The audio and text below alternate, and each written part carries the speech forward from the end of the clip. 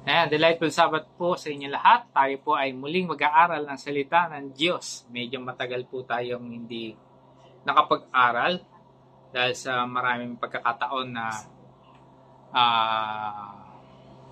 hindi tayo naging available. Maraming programs sa church na nangyayari. So, tayo po ay nasa 2 Samuel chapter 19 pa rin. Nasa verses 31 to 39 tayo. So, ang panahon na yon ay namatay na si Absalom at ang Israel po ay nangailangan uli ng hari. No? At pinababalik na itong si Haring David dahil naalala nila yung mga sakripisyong ginawa ni David sa kanila. So, hinilingan nila na itong si Haring David ay bumalik na sa kanyang palasyo sa Jerusalem. Pero bago ito pumunta sa Jerusalem, may napakagandang pangyayari na naganap. At ito nga po ay na 2 Samuel chapter 19 verses 31 to 39. At ating basahin po yung unang dalawang verses na nagsasabi, may isang taga-Gilead na bumaba mula sa Rogelim at naghatid din sa hari sa hari hanggang Jordan. Ito'y si Barzillai. Tandaan niyo po yung pangalan. Barzillai. Siya'y 80 taon na at napakalaki ng naitulong sa hari nung ito'y nasa Mahanaim pa. Siya'y isa sa kinikilalang mayaman doon at siya ay nagbigay ng pagkain sa hari. So, may isang pangalan na lumabas dito, si Barzillai. Ito po ay nabanggit na noon sa 2 Samuel chapter 17 verses 27 to 29. Ang sabi, pagdating sa Mahanaim, si David ay sinalubong ni Shobi, anak ni Nahas, na Amonitang taga Raba. Kasama ni Shobi si Makir, anak ni Amiel, na taga Lodibar. At si Barzillai, isang Gileaditang taga Rogelim. May dala silang mga banig, kumot, mangkok at banga. May dala silang mga trigo, seda, harina at mga butil na sinangag, gulayin, pulot-pukyutan, keso at mga tupa. Pinagkaloob nila ito kina David at sa mga kasama nito upang sila may makain doon, sapagkat alam nilang ang mga ito'y pagod na pagod at nagdanas na matinding gutom at uhaw sa ilang. So, sa kainitan ng sitwasyon kung saan hinahabol nitong si Absalom si David, si Barzillai at ang kanyang mga kasama ay tumulong kay David sa kanilang mga nararanasang paghihirap sa ilang. At si Barzillai nga, kagaya ng iba niyang mga kasama, ay mayayaman, no? So, ginamit na nitong si Barzillai, ang kanyang mga resources para suportahan ang lingkod ng Diyos na si David. Sinusuportahan nila ang layunin ng Diyos, kung saan iligtas at tulungan ang kanyang lingkod. So, maaaring itong si Barzillai ay narinig niya na yung mga nangyayari dito kay David, kung paanong nagtagumpay sa maraming pagkakataon sa kanyang mga labanan. Kaya naniniwala siyang ang Diyos ay nasa buhay nitong si David. Kaya naman siya po ay hindi nagtagubili o nag-hesitate na tumulong dito kay Haring David. Sa Luke chapter 12 verse 21, ang Panginoong Hesus ay nagsalita ng tungkol sa isang mangmang na lalaki na nag-ipon ng kanyang kayamanan para sa kanyang sarili lamang, At ito po, ang taong ito ay mayaman dito sa lupa pero hindi siya mayaman sa harap ng Panginoon.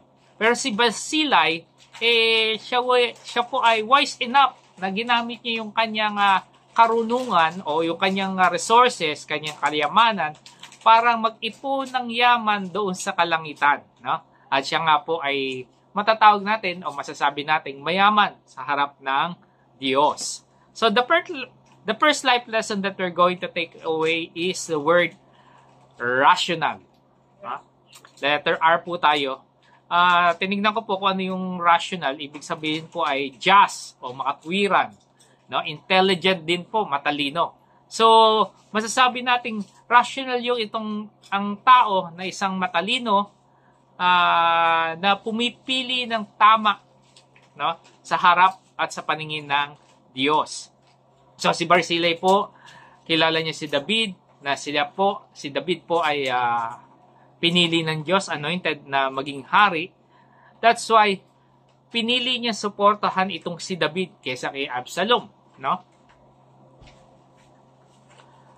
Sinuportahan niya si Haring David kung ano man ang meron siya, lalo na yung kayamanan na meron siya. Si Barzillai po, na alam niya kung paano siya, kung kanino siya kakampi, at kumampi siya kung sino ang pinili ng Diyos, no? So masasabi natin ito si Barzillai isang rational na tao, no?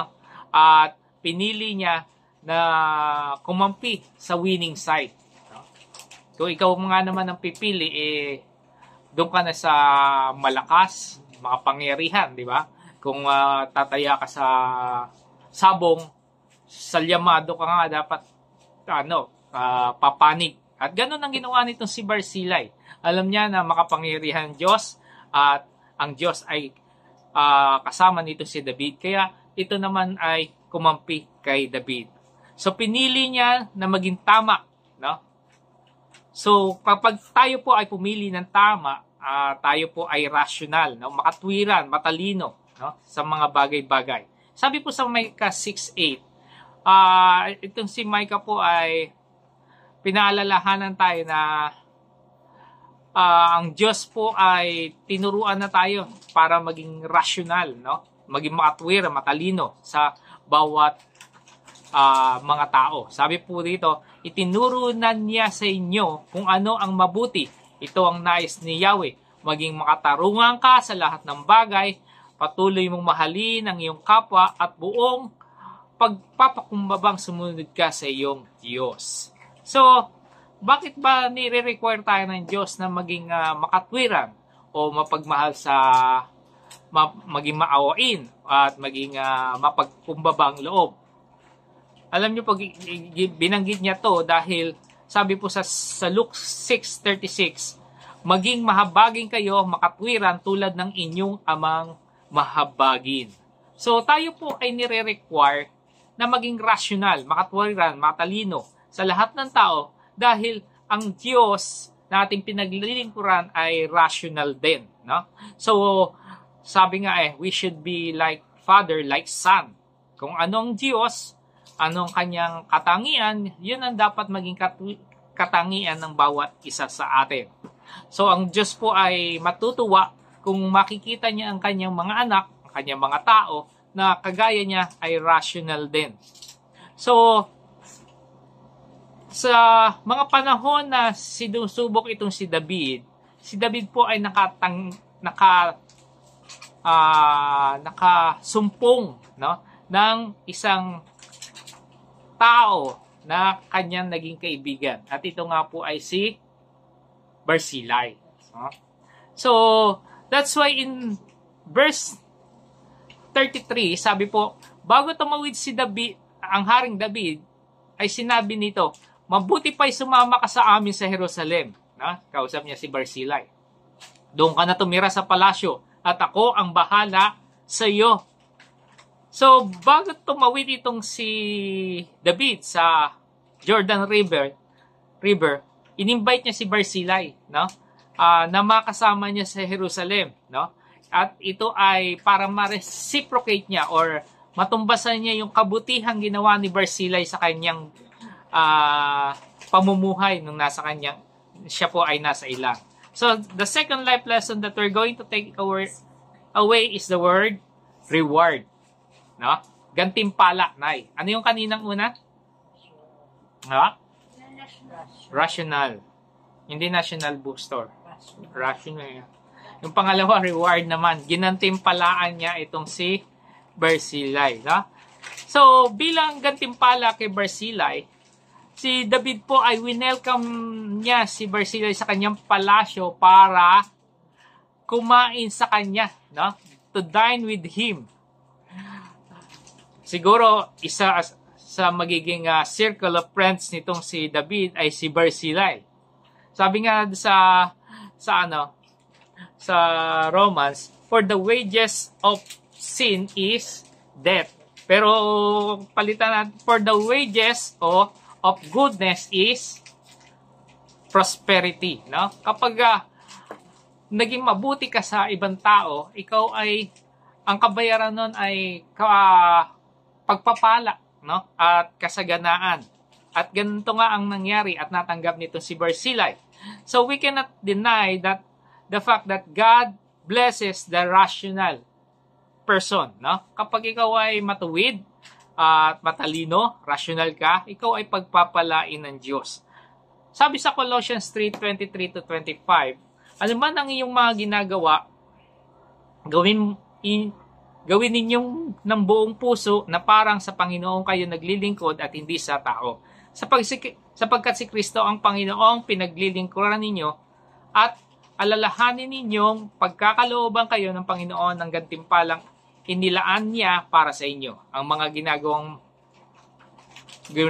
ginagawa ng masama ay pagbabayarin sa kasamaang kanilang ginagawa sapagkat ang Diyos ay walang kinikilingan. Sabi pa sa Galatians 9:10, kaya't huwag kayong mapagod sa paggawa ng mabuti sapagkat pagdating ng panahon kayo ay aani kung hindi kayo susuko. Kaya nga, basta may pagkakataon ay gumawa kayo ng mabuti sa lahat ng tao, lalo na sa mga kapatid natin sa pananampalataya. Ito pa maganda pang talata, sabi sa 1 Corinthians 15:58. Kaya nga mga minamahal kong kapatid, magpakatatag kayo at huwag matinag. Maging masipag kayo palagi sa paglilingkod sa Panginoon dahil alam ninyong hindi masasayang inyong pagpapagaling para sa Kanya. No? So, dito po ay ini-encourage tayo na magpatuloy tayo sa paggawa ng mabuti, paggawa ng tama, no? Kahit na hindi tayo nakakatanggap ng magagandang salita mula sa ibang tao or encouraging word, hindi tayo tumitingin sa mga bagay na ganon, sa mga tangible na mga resulta, kundi tumingin po tayo sa hinaharap na kung saan ang Diyos ang magagantimpala sa atin. Sabi pa nga ni Apostle Paul, sinallenge niya yung mga taga-Galatians na do not give up, not to give up, but to keep on doing good and to trust God for the result. So, balang araw, in due time po, tayo po ay magre-reap o ano yung magre-reap na aani ng harvest, no, na blessing mula sa Diyos, no? Ang galing ni Tatay. So sa pagtatapos po, sabi po sa verse 34-39, sumagot si Barzillai, no, na inoperan siyang tumira do sa palasyo ni David. Pero ito po ang sinagot ni Barzillai, ilang taon na lang ang itatagal ko, bakit pa po ako sasama sa inyo sa Jerusalem? 80 taon na ako. Ilang taon ka na, Nay? Ay, mas matanda pa kayo dito. 80 taon na ako at wala nang kasiyahan sa mga kalayawan. Hindi ko na malasahan ng sarap ng pagkain at inumin. Wala nang pang-akit sa akin, pati magagandang awitin. Magiging pabigat lamang ako sa inyo, mahal na hari. Ihahatid ko na lang kayo hanggang sa makatawid ng Jordan. Hindi na ninyo ako kailangang gantimpalaan ng ganito. So, doon po tayo magtatapos muna. Makakakita po tayo rito ng isang karakteristik ng rasyonal na tao na naman. No? Sa bandang huli, sabi sa verse 37, hindi na ninyo ako kailangang gantimpalaan ng ganito. No? So, ang karakteristik na dadagdag natin sa isang rational na tao ay aside from he is just and intelligent, siya po ay not self-seeker. No? Hindi po siya opportunista. Hindi niya iniisip yung pansarili niyang maigigain sa kanyang sarili. So, bihira sa ating kapanahunan ang mag-refuse sa mga blessing na pinagkakaloob, no? Ang mga rational na tao lamang ang makakayang gumawa ng mga bagay nito.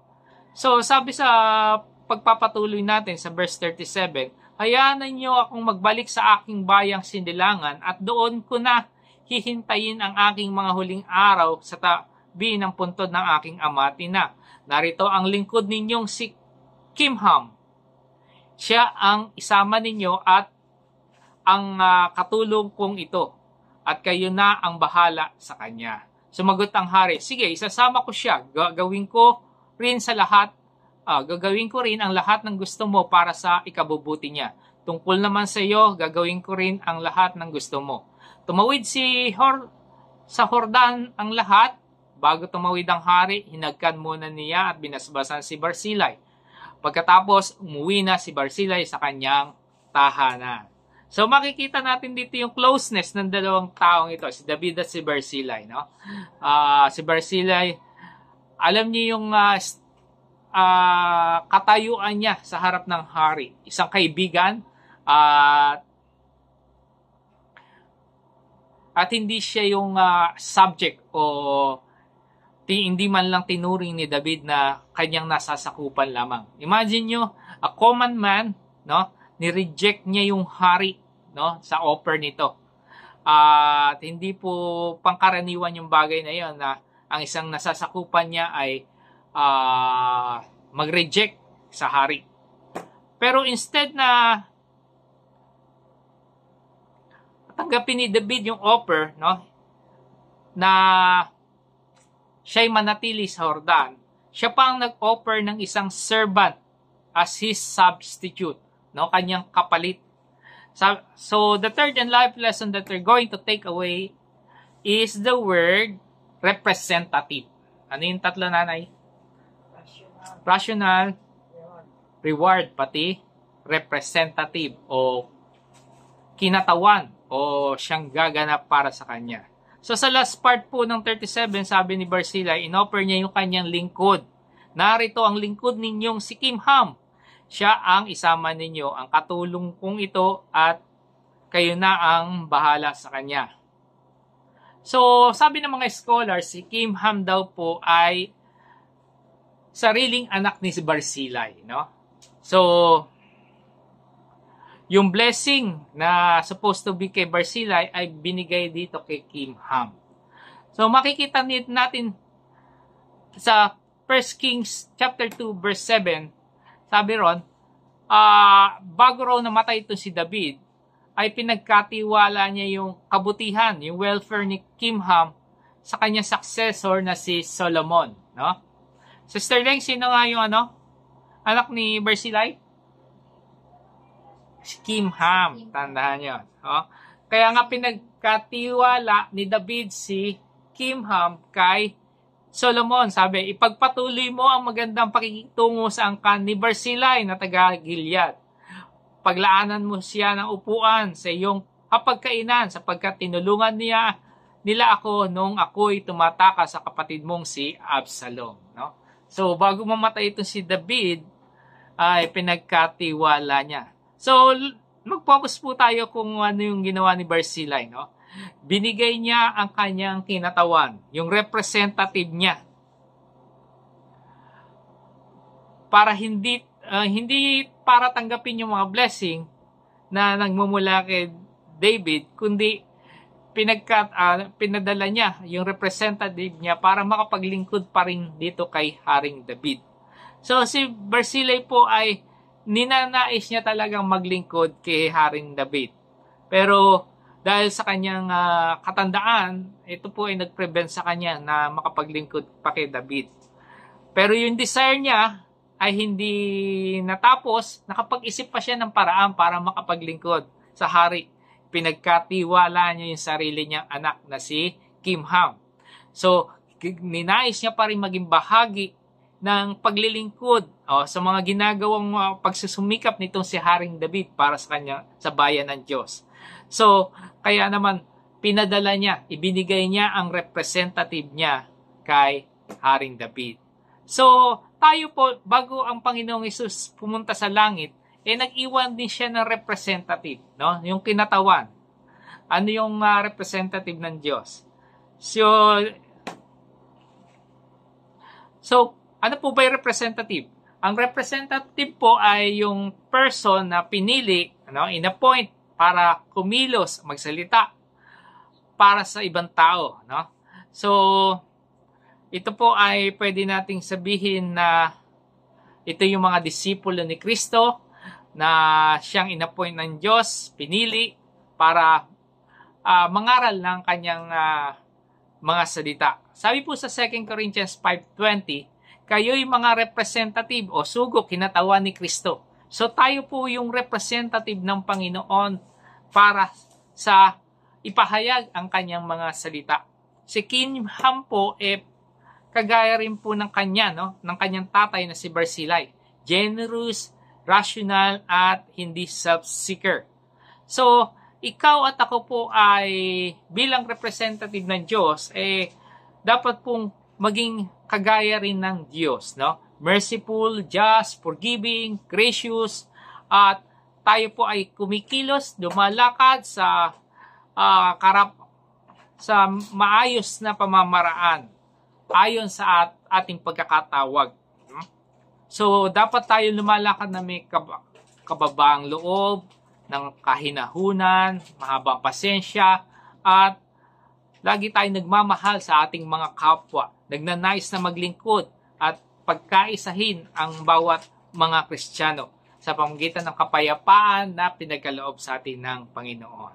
So, meron po tayong tatlong uling salita na ating napag-aralan ay rational, reward, at representative. So, in closing, kagaya po ni David, dapat po tayong maging kaibigan ni Barzillai, no? Magkaroon tayo ng kaibigan na kagaya ni Barzillai sa ating mga buhay. Isang rational.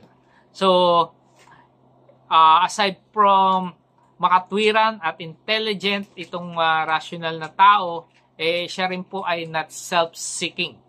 So, si David po, winelcome niya si Barzillai sa kanyang palasyo dahil nakita niya ang rational tong taong to, no? May takot sa Diyos. At winelcome niya ang Diyos din po ay wini-welcome po ang mga taong kagaya nito, mabubuti sa kanilang mga puso at nagbibigay ng luwalhati sa Diyos. So, huwag po tayong mapagod sa paggawa ng mabuti. Ang Panginoon, ang sinasabi niya sa Revelation 22 verse 12, makinig kayo, sabi, darating na ako, dala ko na ang gantimpalang ibibigay sa bawat isa ayon sa kanyang ginawa. So, ang gantimpala ng Diyos ay hindi lamang dito sa lupa. No? Kadalasan nakakatanggap tayo ng gantimpala at pagpapala ng Diyos. Pero meron pa tayong inaasahang gantimpala ng Diyos na kanyang hinanda para sa bawat isa sa atin. So, ang Diyos, nakakatuwa, mapaghiganti siya, no? At ang paghiganti niya ay hindi natin mapipigilan. Kung mabuti ang ginawa natin, gagantipalaan niya tayo. Yun yung paghihiganti niya. Pero pag hindi maganda ang ginawa natin, gaganti rin po siya ng hindi maganda. So, ganun po matuwid ang ating Diyos. At siya po ay ninanais na ang bawat isa na kanyang niligtas ay maging rational na kagaya niya sa kanyang harapan. So, again, huwag po tayo manghinawa, mapagod sa paggawa ng mabuti. Alalahanin po natin na ang bawat isa ay representative ng Diyos dito sa lupang ito. Kaya dapat makita tayo na ng ibang tao na tama po ang ating pagkakatawag sa kanyang harapan. So, yun po ang ating pag-aaral. Delightful Sabbath po sa inyong lahat.